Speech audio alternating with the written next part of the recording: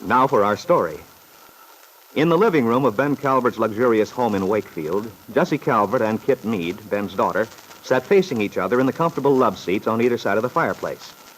Jessie was busily knitting, an occupation which left her eyes free to wander about the room and to observe with merciless penetration the signs of Kitt's nervousness.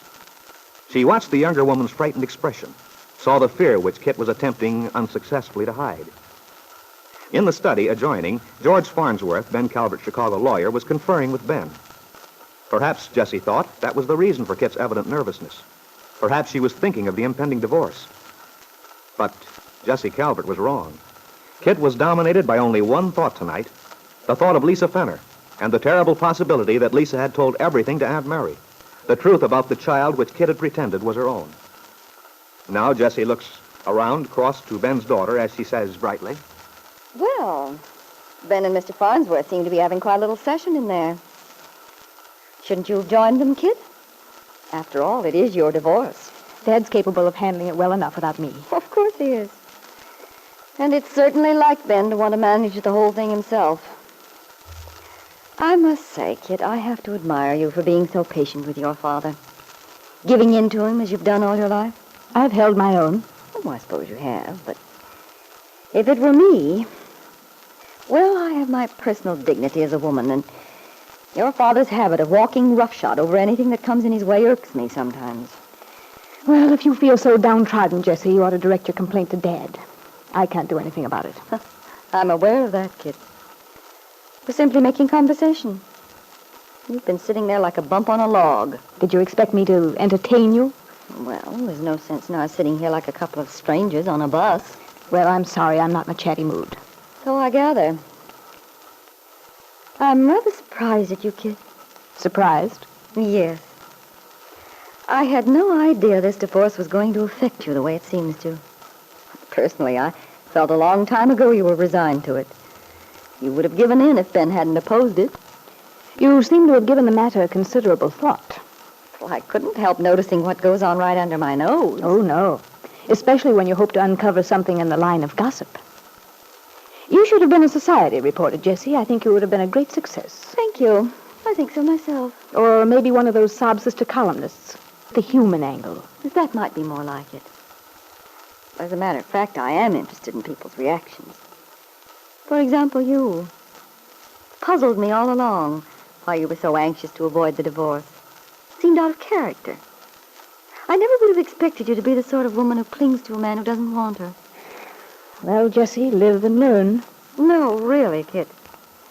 And then Bill's attitude seemed odd, too. By the way, how did he take the news? About the divorce? I should think he would have been surprised after all this time. He didn't exactly burst into tears. No, I expect not.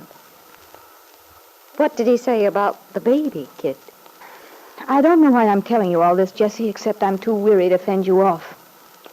So if it'll make you any happier, Bill's still determined to fight for custody of the baby. He is? I don't understand. Oh, but Jessie, that ought to be right up your alley. Don't you understand? Fatherly devotion, all that sort of thing? Fatherly devotion, yes. That's all very fine, but Bill's in no position to... Well, you'd think he'd know when he was well off. Maybe his ideas and yours differ as to what constitutes being well off. Doubtless. Still, it ought to be perfectly clear to him that he can't hope to win custody of the child. Why would he want to burden him? You'll have to ask Bill that. I'm sure I don't know. All I do know is he's quite definite on the subject. Really? People are so funny. Here's Bill, who made such a to-do about wanting a divorce, presumably to get his freedom. Now, all prepared to give it up if he should get custody of the child. And you... Yes, Jessie? What about me? Well, frankly, Kitt, even though I do feel a child that age belongs to his mother, in your case it isn't logical. Because I don't think you actually care for the baby as a mother should. For a childless woman, you certainly have a lot of theories about motherhood and fatherhood. But I wouldn't upset them for the world. Just you go ahead and think what you like. I'm much too tired to argue. My goodness, you are feeling low tonight. But it's probably just temporary. Once the divorce is over... You seem to be under the impression that's going to solve everybody's problem. Mine, Bill's... Well, it may not solve them completely, but it ought to go a long way. You'll have your freedom then. Probably remarry. Oh, my, yes. Wakefield so overpopulated with eligible bachelors, all eager to marry a woman with a small infant. They might be interested in marrying Ben Calvert's daughter, infant or no. You're surely not implying that I might be married for my money. Or rather, Dad's money. Why not? Besides, you've never lacked for admirers. Men like Paul Cromwell. It seems to me, Jessie, that Paul Cromwell's name crops up in my conversations with you a lot lately. What are you trying to build up? Why, nothing. It's just that I know he used to have a great crush on you. Well, if he did, he's gotten over it bravely. What makes you so sure? You haven't seen him lately, have you, Kitt? Of course not. When would I have? Why, good heavens, I don't know. People do come through Wakefield sometimes. My, it does seem a long time since Paul was around. How long has it been, Kitt, since you saw him? For your information, Jessie, I haven't seen Paul since he was staying at Camp Downing more than a year ago. I know you're dying to get me out of the house, but I'm afraid you can't count on Paul Cromwell as the answer. Oh, Ben. Kitt, Yes, Dad? you'd better go on in and talk to Farnsworth. Well, can't you take care of it, Dad? Why do I... He has to question you, find out how things stand. After all, you'll have to testify. Yes, I know, but do we have to go through a dress rehearsal now? That's not the idea. But he does have to decide on what ground you're to use, all that sort of thing. Now, run along. He's waiting. Oh, all right. Oh, and be pleasant to him. He's one of the best attorneys in Chicago. Handles nothing but big cases. And he's used to being treated with respect. Don't worry, I'm not going to insult the man. Just the whole thing, Now, never mind. You just do as I say. Oh, I don't envy that man. Trying to get any help from her tonight. What's the matter with her? I don't know what's ailing her. She's in one of her moods. Doesn't say much. Well, it'll all be over pretty soon. She'll feel better when it's settled. I hate to see Bill get by with this, but if that's how Kitt wants it, might as well do it her way. That's unusually considerate of you, Ben. I do hope you're right about Kitt's feeling better when it's over. I'm not so sure myself. Why not? You know how she's been fretting over this thing. Yes, but I have a feeling there's more to it.